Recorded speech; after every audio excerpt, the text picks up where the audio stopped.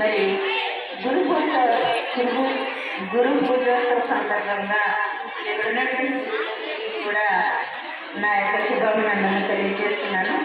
అలాగే చేరి వచ్చిన విద్యార్థులందరికీ కూడా నా ఆశీర్వచనాలు తెలియజేస్తున్నాను. అమ్మ, గురు పూజోత్సవం అంటే గురువుల్ని గౌరవించడం. గురువులు గౌరవించడం అంటే ఏం లేదు, గురువులు చెప్పిన మాట విని వారికి లోబడి క్రమశిక్షణతో మెలగడమే గురువుకి ఇచ్చే సన్మానం. ఇక్కడ ఎంతమంది పిల్లలు మీరు గురువు ఏమి చెప్తారా అని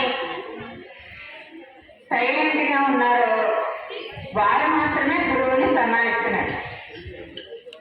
ఇక్కడ ఎంతమంది టీచర్స్ ఉన్నాం, ఎంతమంది టీచర్స్ ఉన్నప్పుడు మీరు మాట్లాడుతూ ఉంటే అది మాకు అవమానకరంగా ఉండాలి. దయచేసి మీరు ఏం చేయాలంటే క్రమశిక్షణతో ఉండాలి. 2 నిమిషాలు నేను మాట్లాడతాను. ఏంటంటే మీ అందరికీ తెలుసు గురు పూజోత్సవం ఎందుకు జరుపుకుంటాం, ఎప్పుడు జరుపుకుంటాం, ఈ రోజు ఎందుకు జరుపుకుంటాం అనే విషయాలు ప్రత్యేకంగా నేనేం చెప్పట్లేదు. డాక్టర్ సర్వేపల్లి రాధాకృష్ణన్ గారు ఒక మంచి గురువు. ఆయన పుట్టినరోజుని మనం గురు పూజోత్సవంగా చేసుకుంటున్నాం. ఎందుకంటే ఆయన తన జీవితం ఎలా ప్రారంభించారంటే ఒక గురువుగా ప్రారంభించారు. అంటే ఆయన యొక్క కెరీర్ని, ఉద్యోగ పర్వాన్ని ఒక గురువుగా ప్రారంభించి మన దేశానికి రాష్ట్రపతి అయ్యే స్థాయికి ఎదిగారు. అందుకే ఆయనని మనం ఈరోజు గౌరవించుకోవడానికి గాను ఈ గురు పూజోత్సవాన్ని ఏర్పాటు చేసుకున్నాం. ఎప్పుడు గురువు ఏం చేస్తారంటే తన దగ్గర ఇచ్చిన చేసేటువంటి విద్యార్థికి ఒక దారి చూపిస్తారు, జ్ఞానం తెలియజేస్తారు, వారి యొక్క అజ్ఞానాన్ని పోగొడతారు. అంటే అజ్ఞానము అంటే విషయము అవగాహన లేకపోవడం. విషయం అవగాహన లేని స్థాయి నుండి విషయావగాహన పొందుకొని తన జీవితాన్ని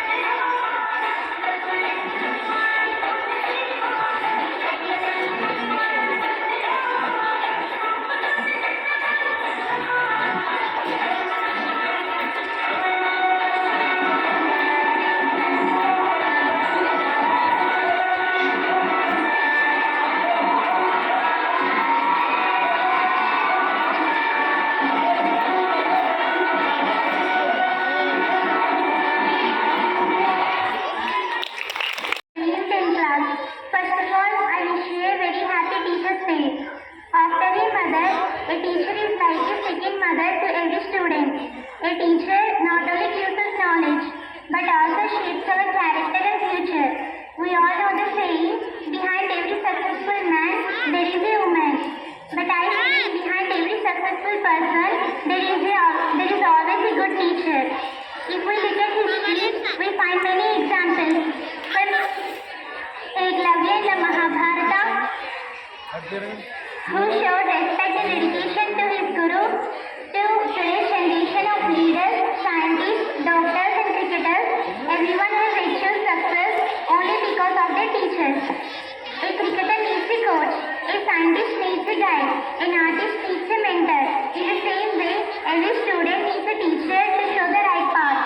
Teachers not only teach us subjects like math, science and English, but also teach us values like discipline, honesty and respect. They inspire us to dream big and work hard. So teachers are the backbone of the society.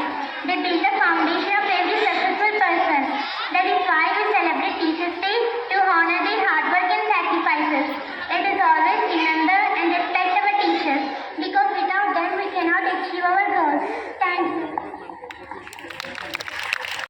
आदर्शनीय प्रधानाचार्य शिक्षकगण और मैं साथियों, आज हम सब यहाँ शिक्षकगण दिवस मनाने के लिए एकत्र हुए हैं। यह दिन महान दार्शनिक और शिक्षक डॉक्टर सर्वपल्ली राधाकृष्णन जी की जयंती पर मनाया जाता है। शिक्षक हमारे जीवन के मार्गदर्शक होते हैं। वे हमें केवल किताबों का ज्ञान ही नहीं देते, बल्कि अच्छे संस्कार और जीवन के सही मूल्य भी सिखाते हैं। शिक्षक दिवस हर साल 5 सितंबर सभी शिक्षकों के सम्मान में मनाया जाता है। 5 सितंबर 1888 को डॉक्टर सर्वपल्ली राधाकृष्णन जी का जन्म हुआ था। यह दिवस उनके जन्मदिवस के रूप में मनाया जाता है। डॉक्टर सर्वपल्ली राधाकृष्णन एक आदर्श शिक्षक भारत के दूसरे राष्ट्रपति थे। भारत में शिक्षक दिवस मनाने की शुरुआत सर्वप्रथम 1962 से हुई थी, जिस दिन छात्र अपने शिक्षकों को उपहार दे सकते हैं। कई जगह स्कूल में इस दिन शिक्षक सम्मान समारोह पर कार्यक्रम भी आयोजित किया जाता है। इस दिन संस्कार द्वारा कुछ महान शिक्षकों को सम्मानित भी किया जाता है। हमें भी हमेशा अपने शिक्षकों का सम्मान करना चाहिए। हमें अपने शिक्षकों के द्वारा सीखे, हमें अपने शिक्षकों के द्वारा सिखा गए आदर्शों और ज्ञान के लिए उन्हें हृदय से धन्यवाद देना चाहिए।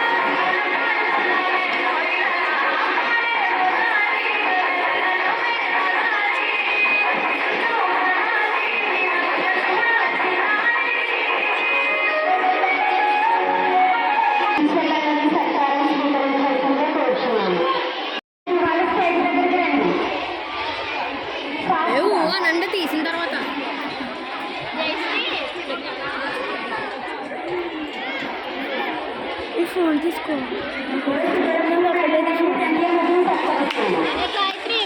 అందరూ చేసుకోవచ్చు.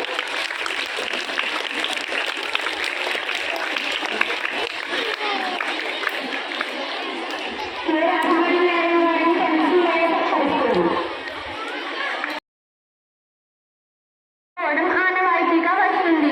సర్వేపల్లి రాధాకృష్ణన్ భారతదేశానికి మొదటి ఉపరాష్ట్రపతిగా, రెండో రాష్ట్రపతిగా కూడా పనిచేశారు. అంతేకాదు ప్రత్యేక స్థానమైన ఆక్స్ఫర్డ్ యూనివర్సిటీలో బోధించిన తొలి భారతీయ వ్యక్తి. ఆయన ఉపాధ్యాయుడుగా సమాజానికి, దేశానికి చేసిన సేవలను దృష్టిలో పెట్టుకొని ఆయన పుట్టినరోజు టీచర్స్ డేగా జరుపుకుంటున్నాము.